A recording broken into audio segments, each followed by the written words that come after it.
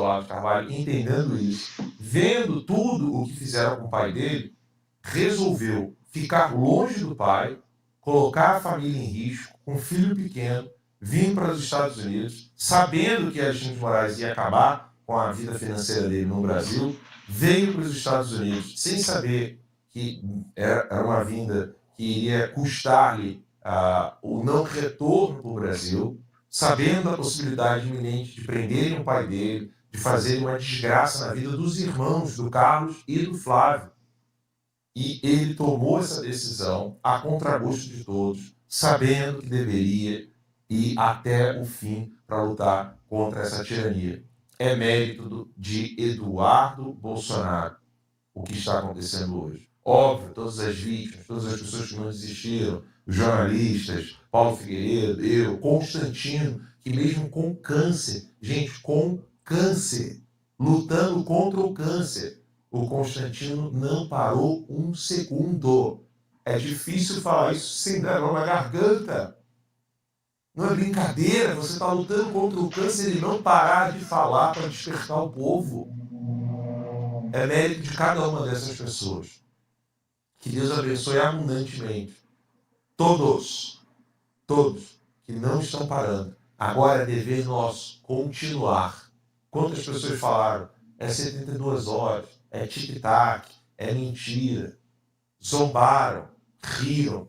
Hoje, Alexandre de Moraes está sancionado pela Lei Magnitsky, é oficial. Graças ao mérito e ao sacrifício de tantas pessoas. Então, ao Eduardo Bolsonaro, nosso muito obrigado. É uma pena que os deputados ainda não, deputados e senadores que vieram fazer turismo nos Estados Unidos, não entenderam o valor e o sacrifício e o trabalho que o Eduardo Bolsonaro vem fazendo. É importante mencionar isso aqui. Ele não faz isso pelo pai dele apenas. Ele faz isso por Daniel Silveira, ele faz isso por Roberto Jefferson, ele faz isso por Débora dos Santos, ele faz isso por todos vocês que estão padecendo e sofrendo na mão do Alexandre de Moraes. Seja as vítimas do 8 de janeiro, seja as pessoas que sofreram antes disso, seja as pessoas que sofreram depois disso. Eduardo está com uma consciência de estadista, de que não tem mais Constituição no Brasil, não tem mais leis, porque os blocos irredutíveis de poder que existem hoje no Brasil agora vão precisar ser redutíveis. Eles vão precisar dar um passo atrás. E quanto mais insistirem, coisas piores ainda virão. Como qualquer remédio é amargo, remédio bom, é amargo, dói, ajuda na cura, nós estamos nesse momento, sim, celebrar mesmo as punições que Alexandre de Moraes nunca imaginou ter. Riram, zombaram, fizeram piadas, usaram a Globo, usaram a grande imprensa para poder ecoar essas piadinhas. Hoje, quem ri somos nós. Pede pro Mickey. Tá bom? Pede pro Mickey. Agora, o Mickey vai poder ouvir. Come mais. Nem o Mickey. Eu tô tentando trazer um convidado especial. Tá bom. Tá? Opa! Maravilha. Olha, eu tô pedindo aqui hambúrguer porque hoje a gente não vai parar. Tô pedindo Dairy Queen, quem não conhece Dairy Queen é muito bom aqui nos Estados Unidos.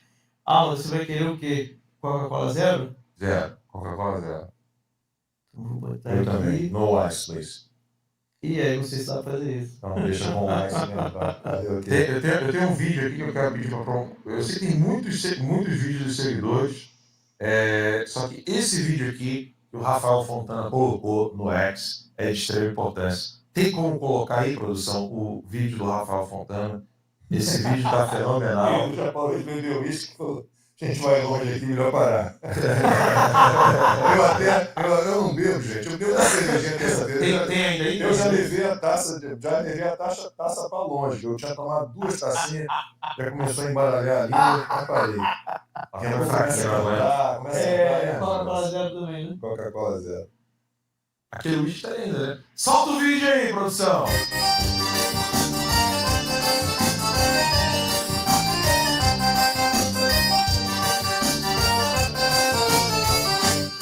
Vai ter forró com a banda Magnitsky, vai dar barata boa lá dentro do tribunal. Vai ter forró com a banda Magnitsky, vai dar barata boa lá dentro do tribunal. Vai ter forró, bodó, bate-boca e confusão. e magistrado trocando acusação. Vem, Magnitsky, pega esse dinheiro, quero ver toda essa gente chorando em desespero. Vem, Magnitsky, pega esse dinheiro, quero ver toda essa gente chorando em desespero.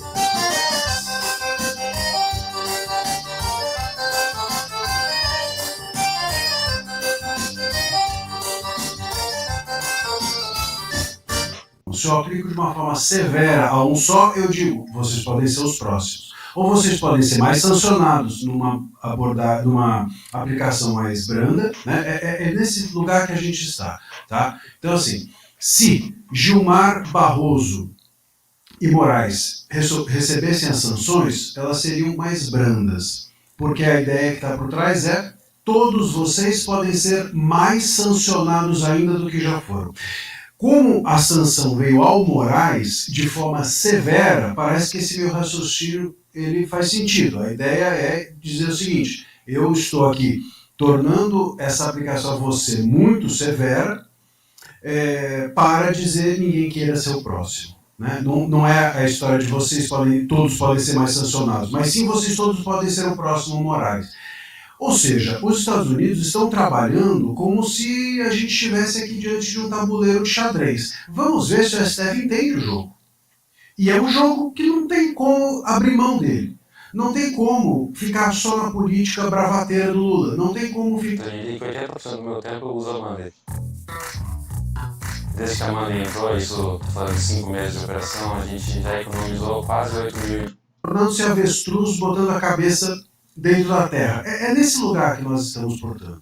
Então, o que tem pela frente? Os próximos passos, saber se o STF entende o jogo, topa jogar, ou se não, ou se eles vão deixar essas apostas serem dobradas só do lado dos Estados Unidos, fingirem que não está acontecendo.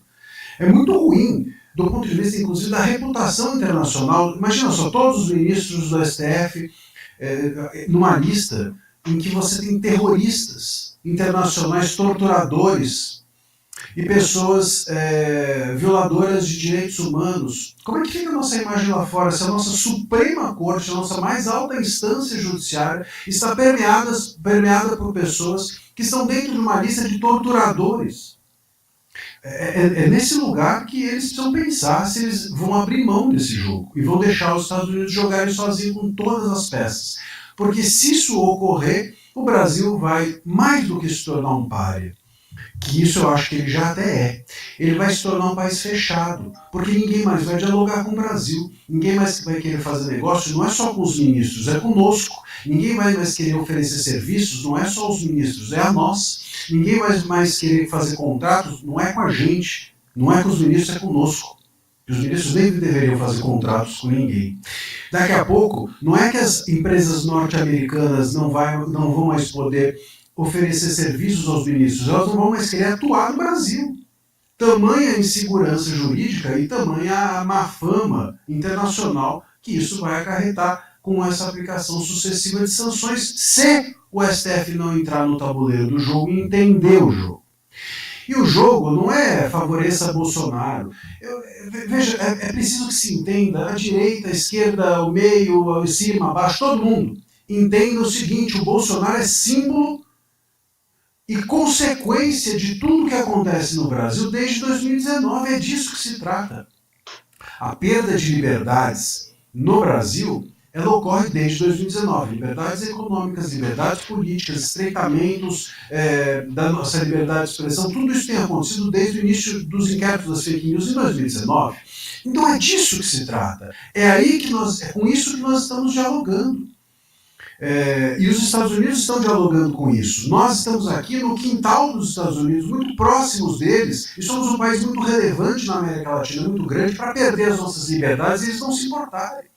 Então é esse o jogo. Tanto é esse jogo que anteontem, o Rubio fez uma mensagem dizendo: olha, na Colômbia isso me preocupa, olha, Venezuela, o Maduro, não sei o que. Então ele está preocupado com o tráfico de drogas, é relevante aqui, o crime organizado me preocupa, não sei que país. Eles estão preocupados em fazer com que a América Latina, um vizinho dele, se torne, isso sim, um pária, se torne um continente criminoso, ou permeado por crimes, ou por criminosos, ou que passe pano para crimes ou perdas de liberdade, ou ditaduras que se instalam, como tem acontecido na Venezuela e como pelo STF tem acontecido no Brasil.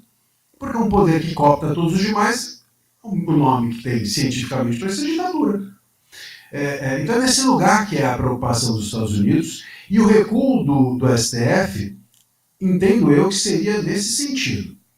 Dos outros ministros olharem para o Moraes e falar assim, Moraes, cara, você não tem como você ficar aqui. Você está desse jeito que você está, a gente vai ter que te isolar.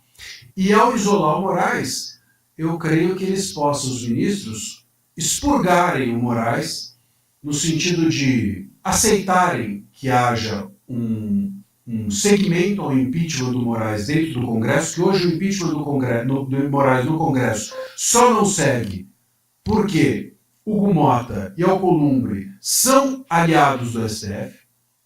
É só por isso que não segue.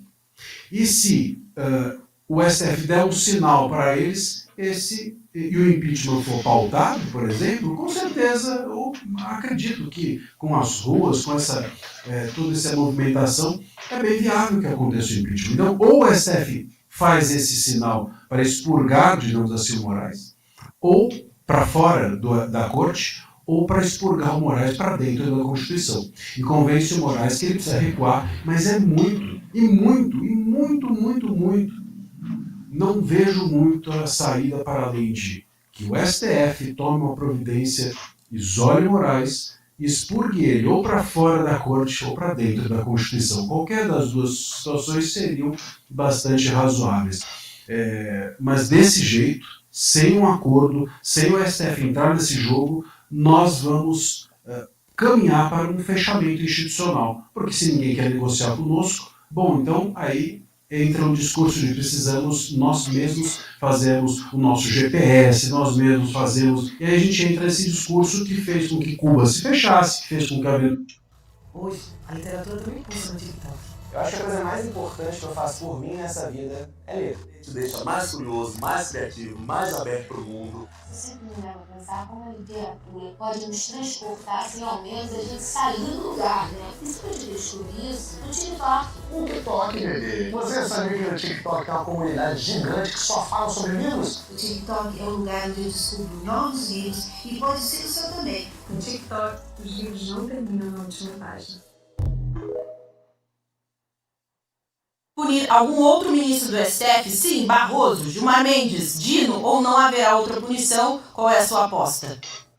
Olha, é muito provável que tenhamos outras sanções ao Brasil, é inevitável. Vamos lá, vamos pelo raciocínio mais tosco. Vou começar pelo mais tosco. O governo brasileiro vai reagir contra essas sanções. O Supremo Tribunal Federal vai reagir contra essas sanções. Lembro a todo momento, o ministro Alexandre de Moraes não tomou decisões isoladas. Todas as decisões que ele tomou contaram com o respaldo oficial de todo o corpo do Supremo Tribunal Federal, que é uma instituição guardiã da Constituição que faz parte do Estado brasileiro. Logo, o raciocínio lógico elementar, tosco, todas as decisões que estão sendo sancionadas agora representam uma sanção contra uma decisão do Estado brasileiro. Ainda vou usar o adjetivo. Uma decisão soberana do Estado brasileiro, né? Soberania para abusar da autoridade. Soberania para desrespeitar a democracia. Soberania para rasgar a Constituição. Soberania para promover truculência política, que não é atribuição de um órgão do Poder Judiciário. Então esse é o nosso drama. E o nosso drama agora ganhou dimensão internacional, ou intergaláctica, até se você quiser, né? De repente tem marciano assistindo a gente aqui, a audiência está tão alta que eu estou imaginando até que tenha marciano inca-venusiano assistindo ao nosso programa hoje também, porque o terremoto na Praça dos Três Poderes passou dos 13 graus, na escala Richter, que só tem 12, né? A coisa saiu completamente do controle aqui e vai se agravar, inevitavelmente. Haverá sanções contra outros personagens brasileiros e seus familiares. Insisto, isso é inevitável. Não foi só o ministro Alexandre que tomou essa decisão. Ele teve respaldo de vários outros membros da máquina judiciária e do aparelho repressivo estatal brasileiro. E tomaram medidas, vamos lembrar bem, medidas contra empresa norte-americana, contra empresário norte-americano, contra brasileiro naturalizado americano, contra brasileiros que também afetaram a realidade americana. Tem as big techs americanas prejudicadas diretamente por essas decisões e por decisões pouco sábias do nosso próprio Supremo Tribunal Federal, que resolveu tratar de uma questão que o legislativo não quis mexer, ou, pior, numa decisão que o legislativo tinha tomado claramente que era para ser tratada pela justiça, pelo judiciário, e o Supremo disse que não era assim, mudou a regra. Mudou a regra que estava claramente estabelecida desde 2014 no artigo do Marco Civil da Internet. Então vejam, a gente aqui no Brasil está abusando do direito de cometer tanto erro institucional. E quando eu falo a gente, eu incluo o Brasil inteiro, que foi o Brasil, o Estado brasileiro, quem violou os direitos. A Constituição brasileira desrespeitou a empresa americana, o Estado americano e os cidadãos brasileiros. Então, é esse Estado brasileiro que a gente tem que mudar ele. Não dá mais para aturar isso. Aí vem a tese esdrúxula. Não, mas veja bem, não foi uma medida do Estado brasileiro, foi a medida de um só ministro. Mentira, não foi. Foi uma mentira que não pode ser aceita, nunca mais. A decisão foi tomada por um ministro do Supremo, com o respaldo de todo o Supremo Tribunal Federal e com o apoio escancarado da maioria do governo brasileiro. E no próprio tribunal tomou essa decisão, o ministro fez questão de realçar também que ali havia vários admiradores do regime chinês. Não é cada um por si, não, é uma união, é um grupo, viu? É um grupo terrível. É um conluio, é uma gangue.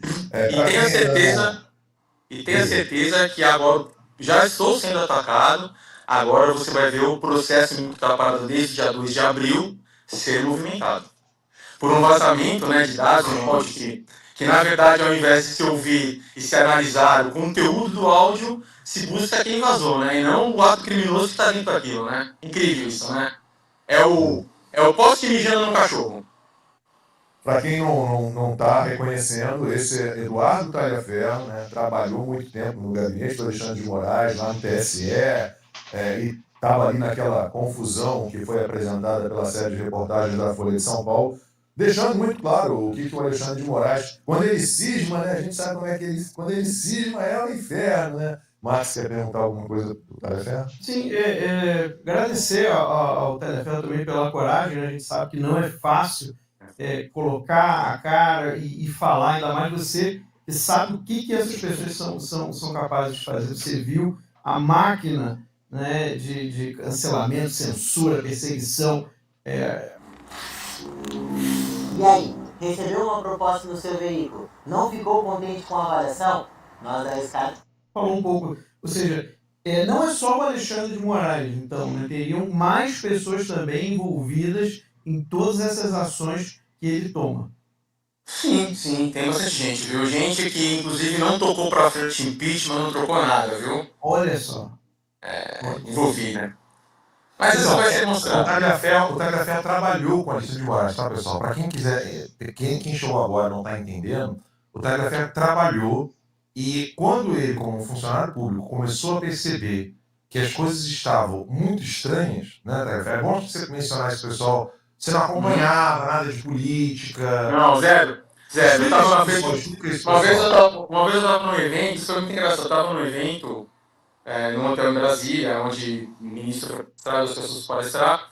que estava do meu lado, que eu não vou citar o nome, que eu gosto muito dessa pessoa, falou, tira foto, tira foto. Eu falei, mas tirar foto pra quê, né? Palestrante. Tira foto, você não sabe quem é? Tira, manda pra sua esposa, tira foto. Eu falei, tá, mas eu não sei quem é ele. É o Pacheco, pra você ver o nível de conhecimento político que eu tinha. E aí você, como funcionário público, estava ali, não tinha conhecimento de nada, de repente começou a receber ordens do Alexandre de Moraes para poder monitorar, perseguir pessoas. Você achou tudo super estranho, né? O que me estranhava bastante é que só vinha de direita, nada de esquerda. Nada, zero de esquerda. Entendi. E você achando que era algo assim de Estado, né? Ou seja, uma coisa de segurança, coisa do tipo, e você começou a estranhar aquilo ali e falou, não, tô fora. E você pediu várias vezes exoneração, é isso? Eu virei motivo de comédia, de chacota. Tinha uma figurinha minha no WhatsApp que dizia assim, vou pedir exoneração, era na minha cara. Porque vira e mexe estava pedindo. E eles era rasgado. E eles davam exoneração, não? Não. Até o momento que você decidiu, então. Até o momento que aconteceu aquela tragédia lá, também manipulada, e eu acabei, de fato, me tirando. Porque eu já não servia mais, né? Então, eu já não servia direito, porque eu não fazia tudo que gostariam que eu fizesse, né? Mas você tem noção, hoje você se arrepende, você tem noção das pessoas que foram prejudicadas, que tiveram suas vidas destruídas por todas as arbitrariedades, né, por todos os abusos, todas as ilegalidades que foram cometidas sob as ordens do Alexandre de Moraes? Você tem essa noção? Você se arrepende disso?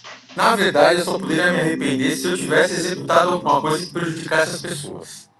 Quem prejudicava as pessoas não era eu, era ele.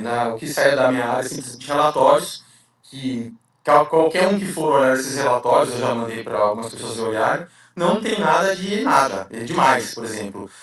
Digamos que vai ao seu perfil, olha o seu perfil, fala, olha, pega o perfil dele, tal, pega a foto, pega exatamente, print do que está no seu perfil, coloca no relatório e encaminha. E qual é ele? Nada além disso. Então, a minha consciência nesse ponto está tranquilíssima. Eu não faço parte da gangue. Simplesmente estava lá como chefe e via acontecer. E assim, os meus servidores, todos que estavam no gabinete, eles eram muito sensatos, faziam a coisa sempre seguro, sempre pautando na justiça, não querendo prejudicar ninguém, mas vendo que alguma coisa não era correta, né? Que a perseguição só se dava à direita e não à esquerda. Então você reconhecia naquilo ali um instrumento de censura contra um grupo político? Sim, contra um lado. Nunca o outro lado. É o que eu falo quando alguns petistas vêm aí pegar no meu pé, besteira. Fala, a hora que eu contar, você vai ver o que foi a eleição. Olha só. E você estava nesse órgão, nesse departamento do TSE, nas eleições de 2022, não estava? Sim, eu era o chefe do gabinete. Olha, então, o que você pode dizer das eleições de 2022? Ele vai falar isso aqui. Aqui. Tem que ser local. Tá me precipitando, muito ansioso. A gente está vivendo uma desgraça no Brasil desde 2019. É o que eu falo com o Alan. Com algumas pessoas, vocês já me entenderam, a gente tem que agir como elas agem, em silêncio, com tranquilidade, com calma, bem planejado, entendeu? E é isso aí. É assim que eu tenho agido, sabe? Tentaram pegar o meu telefone para ver as provas, tudo, forçaram o backup do meu WhatsApp, eles já sabem o que tem no meu WhatsApp, entendeu? E sabem o que pode acontecer, sabe? Eu sei que é difícil para mim, eles conseguiram, de certa forma, prejudicar muito a minha vida, a vida da minha família, mas a gente sobrevive, né? Nada como depois de um temporal onde é sol. E isso vai acontecer em breve.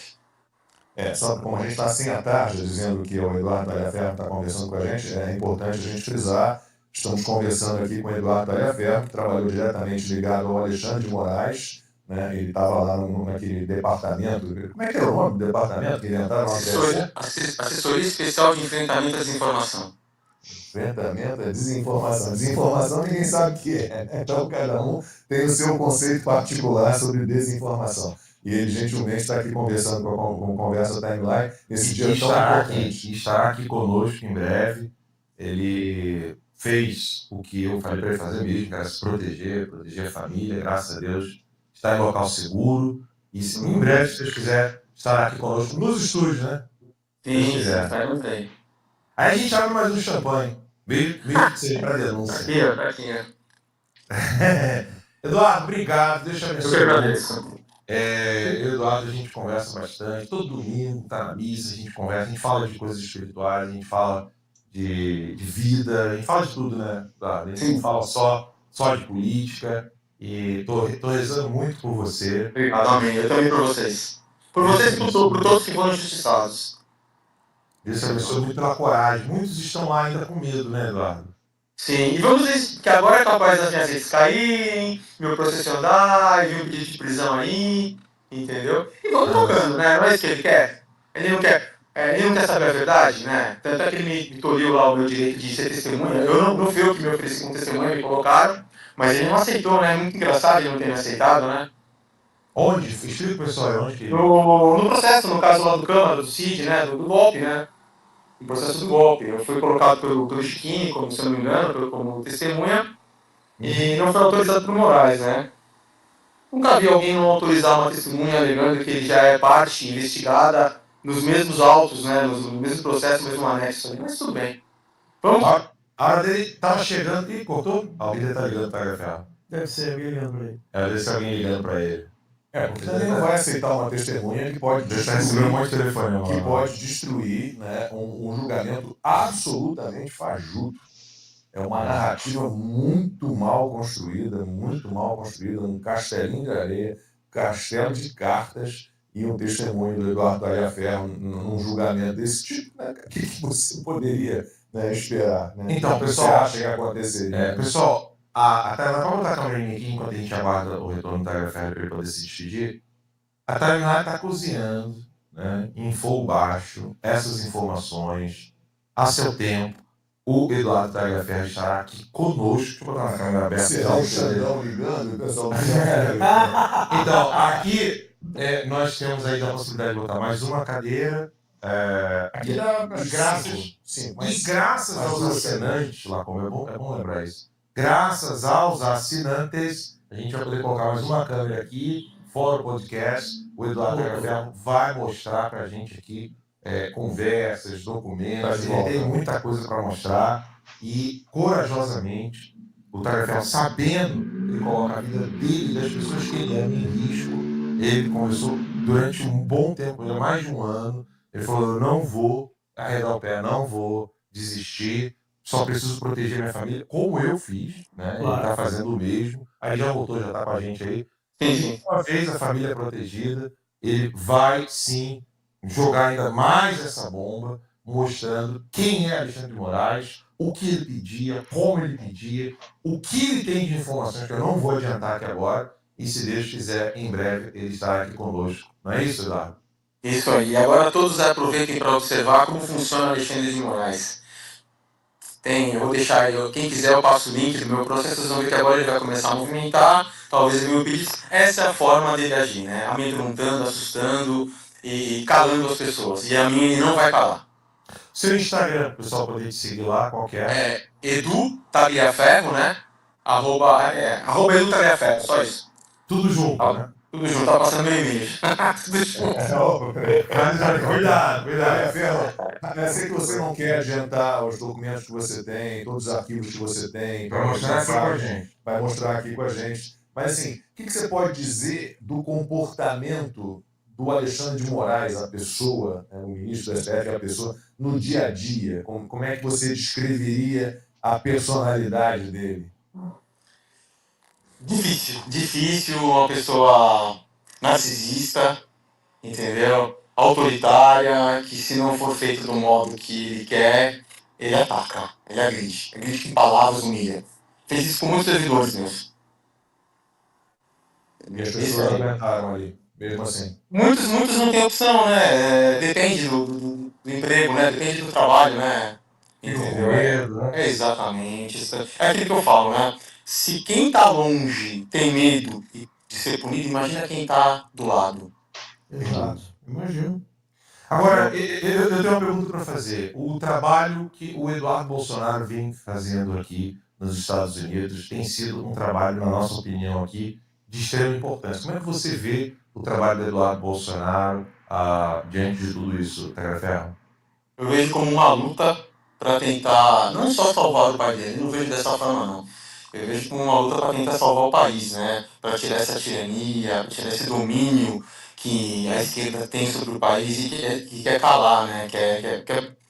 Como eu vou dizer, ela quer, não vou dizer nem escravizar, ela quer deixar o pessoal debaixo do tapete dela, né? Quer dominar o país. Então o trabalho que o Eduardo Bolsonaro tá fazendo, merece os parabéns, meus parabéns a ele, entendeu?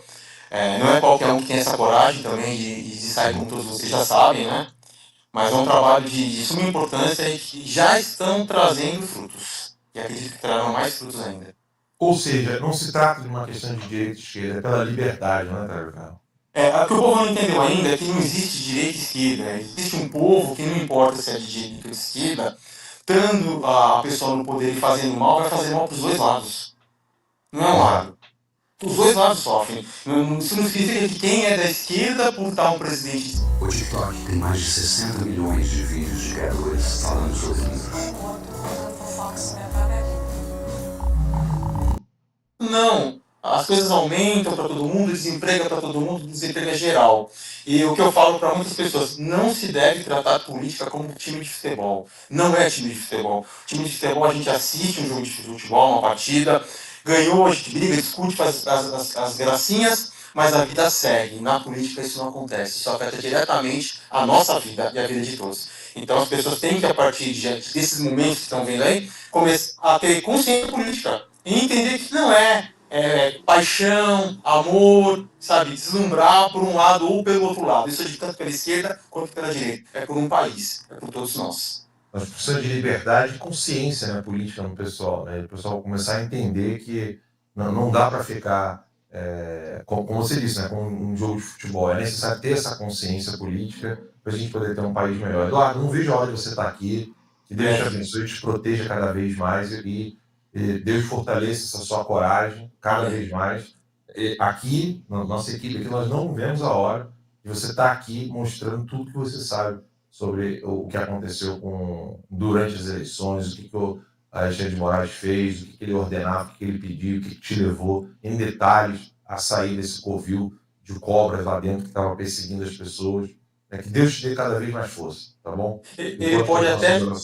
Ele pode até me atacar, ele pode até vir para cima, mas contra fatos, contra provas não tem argumentos, entendeu? As provas estão comigo, sim, eu sempre guardei, não está só comigo, está preservada, para que caso alguma coisa me aconteça, isso vai ser fato revelado ao país. Exatamente, sempre corre isso, entendeu? Não é minha vida, tá, gente? A vida dele corre risco, sim, tá? Por isso que ele precisou se proteger. Sim. E vamos ir para frente, né? Eu que agradeço a todos vocês. E sucesso, parabéns a todos. Obrigado, Eduardo. Valeu, obrigado.